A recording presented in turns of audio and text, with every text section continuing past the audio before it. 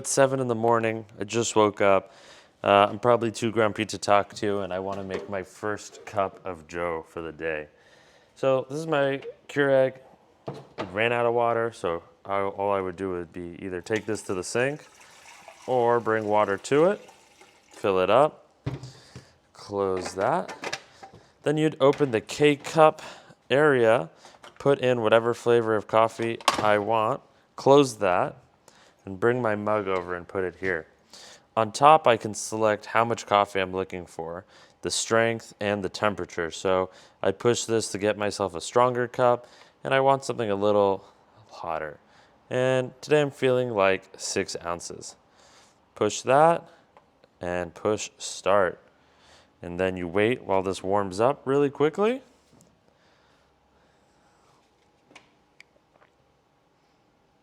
Usually your first cup of coffee takes the longest as that heating element heats up, but after just a couple seconds, normally you'll see your coffee start to come out.